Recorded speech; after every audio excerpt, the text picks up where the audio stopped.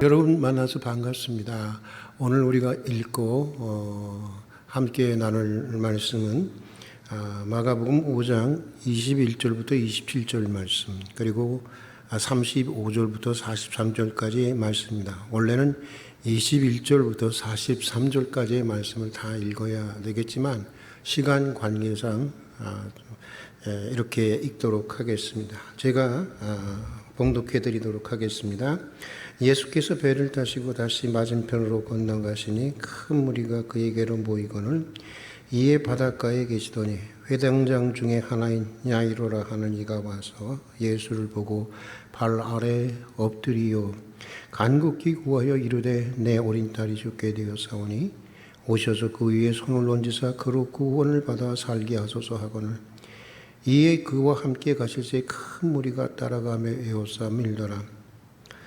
12해를 혈루증으로 앓아온 한 여자가 있어 많은 의사에게 많은 괴로움을 받았고 가진 것도 다 허비하였으되 아무 효염도 없고 도리어 또 중하였던 차에 예수의 소문을 듣고 무리 가운데 끼어 뒤로 가서 그의 옷에 손을 대니 계속해서 사건이 이어집니다. 그리고 35절부터 다시 읽겠습니다. 아직 예수께서 말씀하실 때 회당장의 집에서 사람들이 와서 회당장에게 이르되 당신의 딸이 죽었나이다. 어찌하여 선생을 더 괴롭게 하나이까. 예수께서 그 하는 말을 곁에서 들으시고 회당장에게 이르시되 두려워하지 말고 믿기만 하라 하시고 베드로와 야고보의 형제 요한 외에 아무도 따라옴을 허락하지 아니하시고 회당장의 집에 함께 가서 떠드는 것과 사람들이 울며 심히 통곡함을 보시고 들어가서 그들에게 이르시되 너희가 어찌하여 떠들며 우느냐. 이 아이가 죽은 것이 아니라 잔다 하시니 그들이 비웃더라. 예수께서 그들을 다 보내신 후에 아이의 부모와 또 자기와 함께 한 자들을 데리시고 아이 있는 곳에 들어가사 그 아이의 손을 잡고 이르시되 달리다고 하시니 번역하면 곧 내가 내게 말하노니 소녀야 일어나라 하심이라. 소녀가 곧 일어나서 걸으니 나이가 12살이라. 사람들이 곧 크게 놀라거늘 예수께서 이 일을 아무도 알지 못하게 하라고 그들을 많이 경계하시고 이에 소녀에게 먹을 것을 주라 하시니라. 아멘. 복음서에는 죽은 자를 다시 살리시는 예수님의 기적이 3번 나오고 있습니다. 나사로와 나인성의 과부의 아들, 그리고 본문에 나오는 야이로의 딸이 그 주인공들입니다. 오늘은 야이로의 딸에게서 일어난 이 기적을 통해서 우리에게 주시는 계시의 말씀을 살펴보도록 하겠습니다. 먼저 우리가 주목해 보고 싶은 것은 야이로가 예수님을 찾아 만나게 된 이유는 죽어가는 딸 문제였다고 하는 것입니다. 야이로는 12살 먹은 외동딸에게 그런 문제가 없었다면, 이 외동딸이 죽어가는 그런 질병의 문제가 없었다면 결코 주님 앞에 나와서 무릎을 꿇을 그럴 사람이 아니었는지도 모릅니다. 야이로가 회당장이었다는 것이 그 가능성을 매우 높여주고 있습니다. 예수님 당시 정치, 종교, 문화, 교육의 중심이었던 회당의 장이라고 하는 것은 매우 높은 자리였습니다. 인생의 경륜도 많고 또 사회적으로도 명성이 있고 매우 존경받는 사람이 회당장의 역할을 했던 것입니다. 그런데 그런 회당장이 사회적으로는 목수의 아들에 불과한 젊은 예수를 찾아왔습니다. 이제 갓 30 정도의 청년의 발 앞에 엎드렸다고 하는 것인데 당시 문화에서는 도무지 이해할 수 없는 일이 벌어지고 있는 것입니다. 그만큼 야이로는 죽어가는 딸을 반드시 살려야 하겠다는 그런 간절함과 절박감을 가지고 있었던 것입니다. 본문 23절의 말씀을 같이 읽어 보십시다. 간곡히 구하여 이르되 내 오는 딸이 죽게 되었사오니 오셔서 그 위에 손을 얹으사 그로 구원을 받아 살게 하소서. 여러분 어떻게 구했다고요? 간곡히 구했다고 하는 것입니다. 여러분, 구하는 방법이 중요한 것이 아니라 어떤 심정으로 구하느냐가 중요한 것입니다. 그런데 야이로는 간곡하게 절박하게 구했다는 것입니다. 딸을 살리기 위해서는 자존심도 체면도 사회적인 명성도 다 내어버리고 예수께 모든 것을 다 걸었다고 하는 것입니다. 이런 간절함이, 이런 절박함이 주님을 찾는 계기가 되었고 또 주님의 기적을 경험하고 구원을 얻는 기회가 되었던 것입니다. 그런데 여러분, 오늘 우리에게도 그렇습니다. 우리 가운데서도 절박한 문제가 아니었으면 주님을 결코 찾지 않았을 사람들이 꽤 있을 것입니다. 주변에 보면 내가 그 문제 때문에 주님을 찾게 되었다라고 이 간증하는 사람들을 많이 보게 됩니다. 그러고 보면 우리들이 가진 문제나 불행이나 고난은 어떤 면에서 주님이 우리를 부르시고 우리를 찾으시는 어두워 보이는 하나님의 은총의 사건이라고 말할 수 있는 것입니다. 문제는 그 부르심에 우리가 어떻게 응답해야 하느냐 하는 것입니다. 주님을 찾을 것이냐, 아니면 절망 속에 계속 머무를 것이냐. 또 주님을 찾되 오늘 회당장 야이로처럼 모든 것을 걸고 끈질기고 간절하게 그리고 절박하게 찾아질 것인가, 아니면 정말 어느 정도 대충 찾고 나서 말 것인가. 바로 여기에 있는 것입니다. 야이로처럼 문제가 있을 때 주님을 간절히 찾고 구하고 두드리면 우리도 주님의 특별하신 은총을 경험하게 되어 있는 것입니다. 여러분이 기대하는 방식이로든지 그렇지 않으면 하나님이 예비하신 다른 방식으로든지 어떤 방식으로든지 그 문제를 반드시 하나님은 응답해 주시고 반드시 해결해 주시는 것입니다. 고난이나 시련이나 문제가 있습니까? 여러분, 주님께 나아갈 수 있기를 바랍니다. 그리고 간곡히 기도하십시오. 누군가의 말대로 우리가 직면하는 불행이나 시련이나 환난이나 모든 문제는 주님이 우리를 간절히 부르시는 확성기일 수도 있는 것입니다. 그게 잘 안 돼서 그렇지, 여러분, 멀리 보면, 인생 좀 멀리 보면 다 하나님의 은총인 것입니다. 자, 또 우리가 주목해 보고 싶은 것은 주님을 만난 이후 야이로에게 시작되는 새로운 삶의 모습입니다. 24절의 말씀을 같이 읽어보겠습니다. 이에 그와 함께 가실새 큰 무리가 따라가며 에우싸 밀더라. 간절히 주님을 찾은 야이로는 예수님을 만나서 이제 예수님과 함께 죽어가는 자기 딸에게로 향하기 시작했습니다. 그러나 아직 죽어가는 딸이 낳는 기적이 일어난 것은 아니었습니다. 그래도 야이로는 예수님을 따라 나섭니다. 야이로는 예수님과 함께 가고 있다는 사실, 이제 하나만으로도 새로운 희망, 새로운 기대에 부풀어 있습니다. 이젠 됐어, 잘 될 거야, 우리 딸은 살아날 거야 라고 하는 기대로 가득 차 있었습니다. 이미 야이로에게 새로운 삶이 시작되고 있었던 것인데, 여러분, 그리스도 안에서 시작되는 새로운 삶이라고 하는 것은 바로 이런 것입니다. 예수님께서 나와 동행하여 주신다는 그 사실, 예수님이 우리와 함께 해 주신다고 하는 그 사실 하나만으로도 희망과 기대를 가지고 살아갈 수 있는 삶, 이것이 바로 그리스도인의 삶인 것입니다. 주님을 믿고 주님을 따른다고 하면서도 여전히 걱정 속에 있고 염려 속에 있다? 이건 문제가 있는 것입니다. 주님과 동행한다고 하면서도 여전히 절망하고 낙심하고 있다? 이건 사실 신앙의 태도라고 보기가 어려운 것입니다. 물론 우리가 연약해서 종종 이런 모습으로 살아가지만 이것이 습관이 되면 곤란한 것입니다. 우리는 이런 믿음으로부터 벗어나려고 해야 하는 것입니다. 믿음은 하나님이 주시는 선물이라고 했습니다. 무슨 말입니까? 믿음은 하나님이 다양한 방식을 통해서 주시고 하나님이 키우고 나가시는 것이라고 하는 것입니다. 여러분, 온전한 믿음, 성숙한 믿음을 달라고 구하십시오. 우리 부모님들 시대에 부흥 강사님들이 하셨던 말씀처럼 정말 할 수만 있다면 소나무 한 그루라도 한번 뽑아 보십시오. 그럴 때 희망과 기대로 살아가게 되는 것입니다.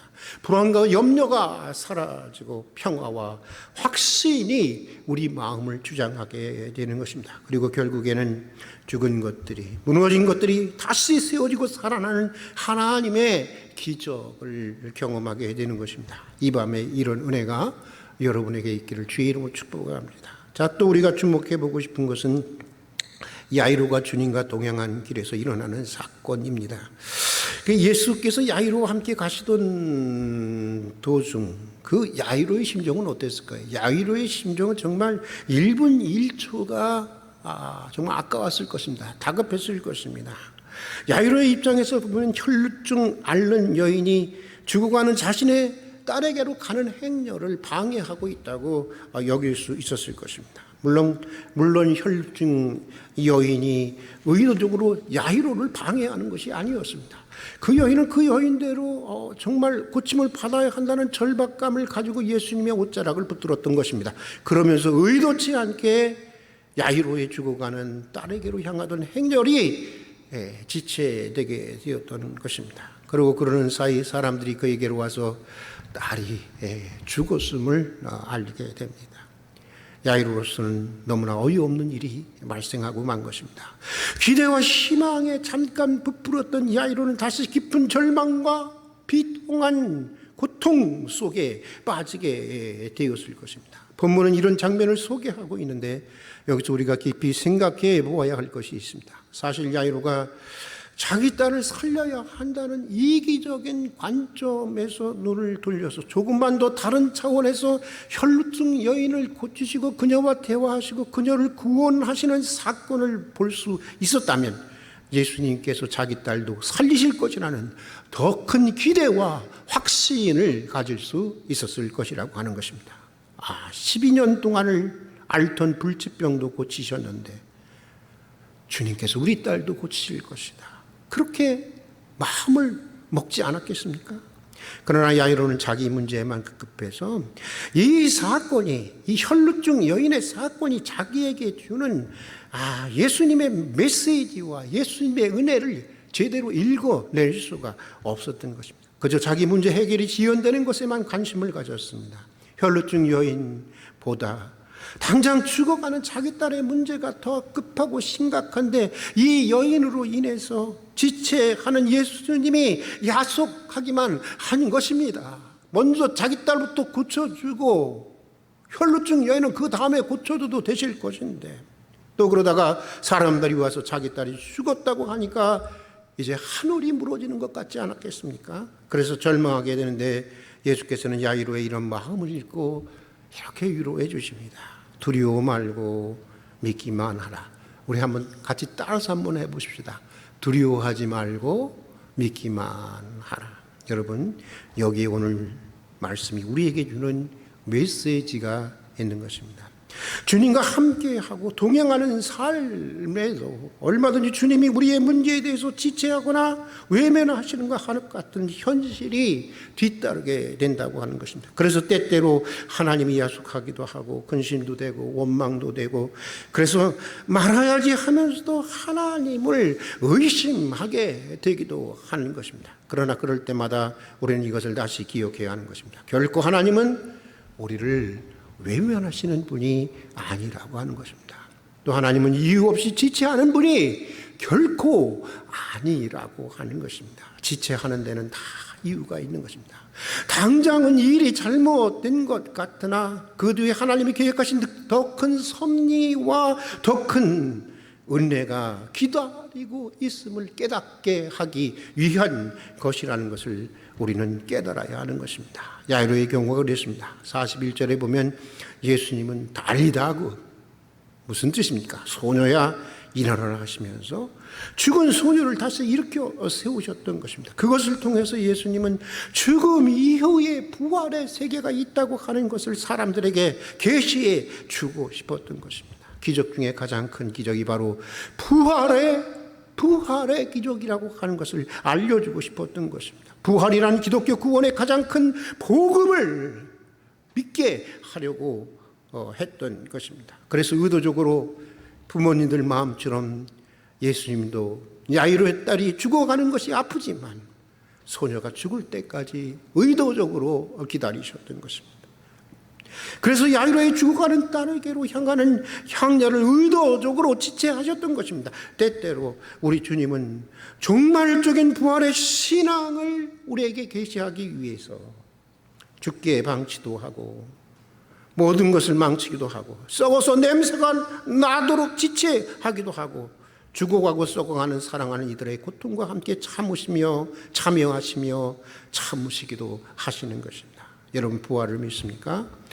사실 믿지 않는 사람들에게 기독교 부활 신앙은 가장 거짓말처럼 여겨지는 이야기입니다. 부활을 진리의 승리, 정의의 승리라는 문학적이고도 상징적인 차원으로는 얼마든지 받아들일 수 있지만 실제로 부활이라는 육체의 부활이 일어난다고 하는 것은 사람들은 생각하지 않습니다. 그런 거 말하면 사람들은 다 정신나간 소리라고 합니다. 그러나 믿지 않는 사람들이 어떻게 생각하든지, 세상 사람들이 어떻게 생각하든지, 우리 성도들에게 있어서 죽음은 결코 마지막이 아닙니다. 죽음은 그리스도 안에서 영원한 안식으로 들어가는 최종적인 은총의 통로입니다. 그리고 부활의 영광으로 이어지는 인생의 마지막 터널과 같은 것입니다. 죽은 후에 우리는 부활의 몸을 입고 신령한 몸을 입고 천국에서 다시 만나게 되는 것입니다. 누군가의 고백처럼 죽음은 탄생보다 그래서 더 큰 은총이 되는 것입니다. 오늘 우리가 이 예수님의 기적을 통해서 들어야 할, 우리가 수용해야 할, 우리가 붙들어야 할 가장 중요한 메시지는 바로 이것인 것입니다. 사랑하는 여러분, 야이로처럼 우리의 신앙생활은 주님을 만나는 순간부터 시작하게 되는 것입니다. 그리고 주님과 함께 걸어가는 동안에 살리려던 야이로의 딸이 오히려 죽은 것처럼 주님과 동행하는 우리의 믿음의 여정 속에서도 이런 예기치 못하는 불행한 사건에 직면하게도 되는 것입니다. 믿음의 길은 여러분 마냥 평탄한 꽃길 사이를 거니는 산책로가 아닙니다. 믿음의 길에는 폭풍마도 불고 깊은 골짜기도 있고 넘어서야만 하는, 반드시 넘어서야만 하는 높은 산도 있는 것입니다. 그러나 그럼에도 감사한 것은 그 길은 항상 주님이 우리와 함께 하시는 길이라고 하는 것입니다. 사망의 음침한 골짜기를 통과할 때도 있지만 그런 위기의 순간에도 언제나 주의 지팡이와 막대기가 우리를 안위해 주시는 길이라고 하는 것입니다.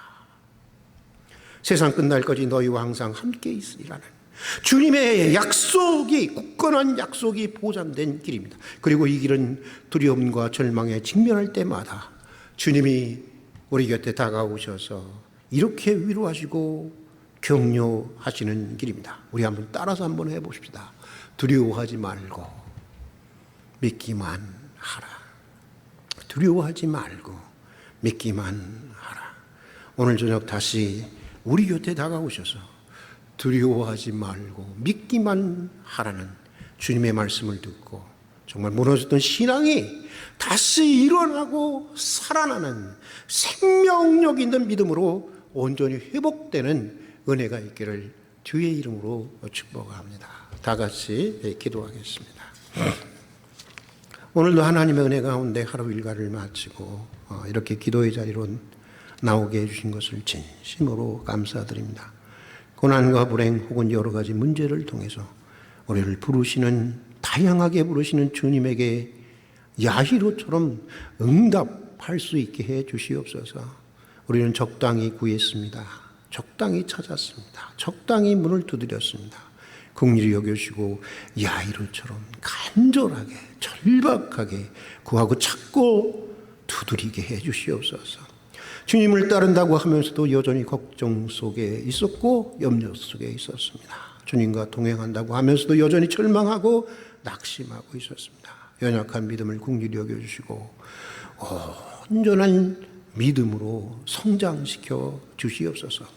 야이로처럼 주님과 동행한다는 것 하나만으로도 이젠 됐다, 이젠 살았다, 이젠 될 것이다, 이젠 살아날 것이다 라는 희망과 기대를 안고 살아갈 수 있도록 도와주시옵소서.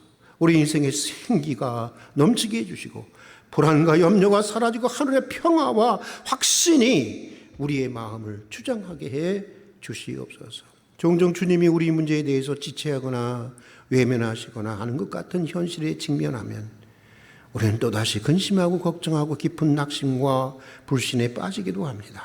긍휼히 여겨주시고 그럴 때마다 하나님의 선하신 섭리 속에서 인도하시는 하나님을 굳게 믿게 해 주시옵소서. 두려워하지 말고 믿기만 하라는 주의 음성을 듣게 해 주시고, 특별히 죽음 넘어 종말론적인 부활의 영광을 사모하며 살아가는 은혜를 허락해 주시옵소서. 예수님 이름으로 기도드립니다. 아멘.